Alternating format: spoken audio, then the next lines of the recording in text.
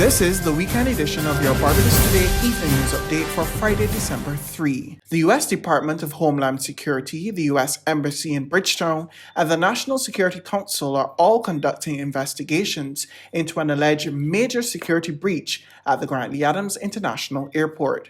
The controversy follows the arrest of American Airlines passenger Cameron Hines, who was found with a revolver and 5 rounds of ammunition at the Miami International Airport after arriving in the U.S. aboard AA Flight 1089 from Barbados.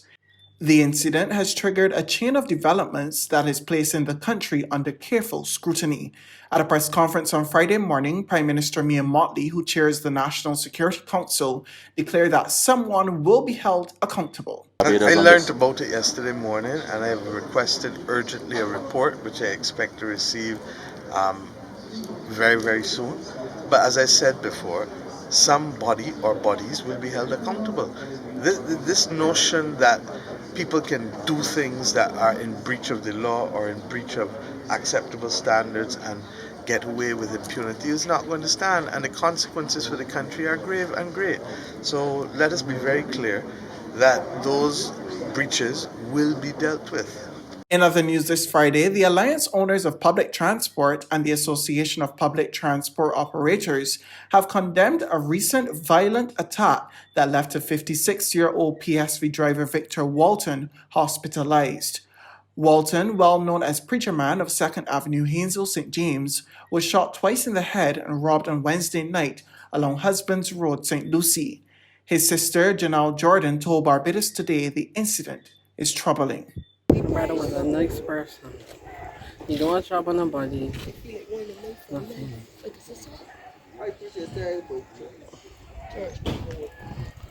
So how you feeling right now? Many skills. Barbados is set to build a transatlantic slavery museum, which will include a memorial, museum, and research institute. Prime Minister Mia Mottley made the announcement today at a press conference at the Lloyd Erskine Sandiford Centre. The project is expected to be completed by 2025. We have a responsibility as a nation to help the world understand how it can recover from that greatest crime against humanity. And we have that responsibility because it was here that the modern institution of racism was perfected in the Americas. It is not something of which we are proud, but it is part of our history. And the lessons we learn as human beings is that even those things that don't make us proud cannot be erased, for they are collectively taken to become the sum total of our DNA and the sum total of who we are. Meanwhile, in the House of Assembly, lawmakers debated a resolution on the report of the Joint Select Committee of the National Vending Bill. Minister of Energy, Small Business and Entrepreneurship Carrie Simmons told Parliament that plans are afoot to allow persons between the ages of 16 and 18 to legally vend under a special program. We belabored this matter for some time, and Clause 4 has therefore been redrafted to facilitate those persons between age 16 and age 18 with the ability to legally vend, and this will be done under a special dispensation, again, to be created under the regulations pursuant to this act, and that dispensation, sir, will be akin to an apprenticeship. So that even though you cannot commercially contract, sir, you can work with an established vendor who is licensed, and he is the person or she is the person. And again, Mr. Speaker, sir, you're working alongside this person. That person might be your mother. And you are able to get your experience in the business even though you can't do the transaction yourself. Now to the latest COVID-19 update.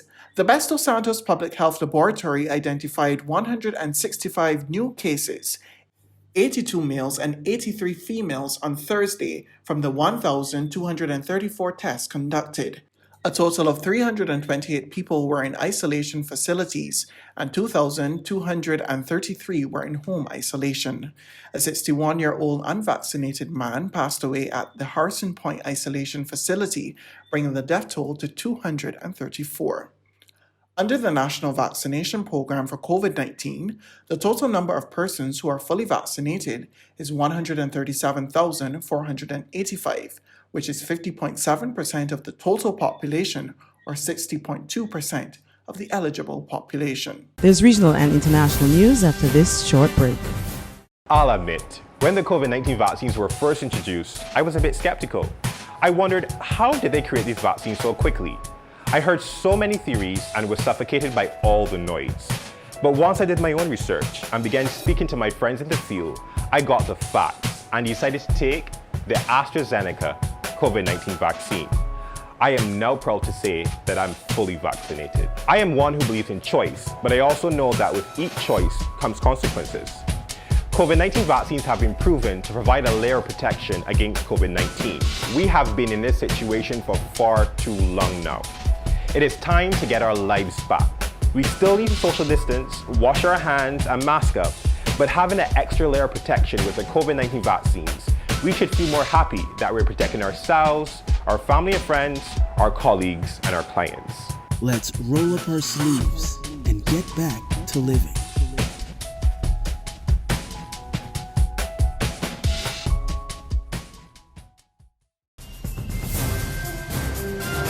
Regional news now in the Bahamas as the Omicron variant puts countries around the world on edge. Former Health Minister Dr. Dwayne Sands warns its arrival in the Bahamas is inevitable. However, he hit out at the government's decision to impose travel bans on some African countries. We get more in this report from Our News Bahamas. On Sunday, the Ministry of Health announced travel restrictions as a result of the new variant. The travel ban on Botswana, Malawi, Mozambique, Zimbabwe, South Africa, and 3 other African nations took effect on November 29th.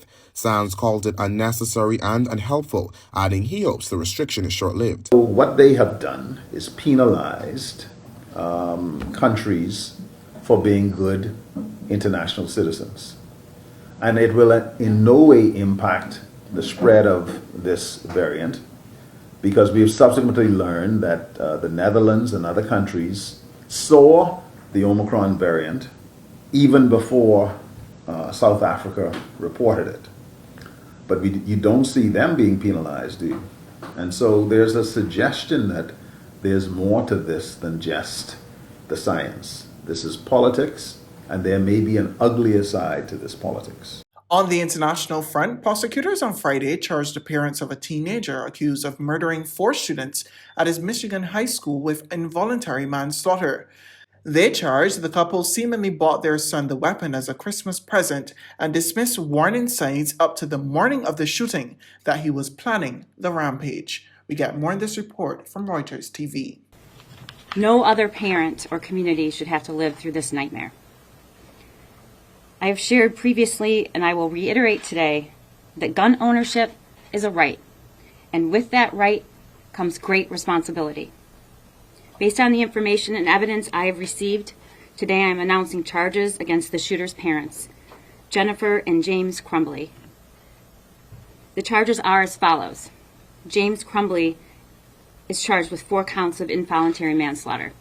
Jennifer Crumbly is also charged with 4 counts of involuntary manslaughter.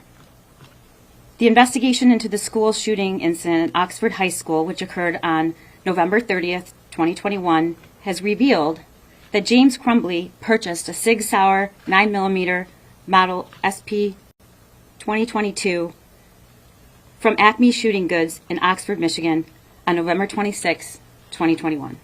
That's news, but for the very latest, you can visit us at www.barbadostoday.bb. You can also subscribe to our e-paper, email updates, or like us on Facebook, and sign up for our breaking news alerts via WhatsApp.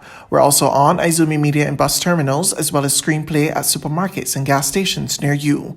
You can also hear us on Capital Media HD, 99.3 FM.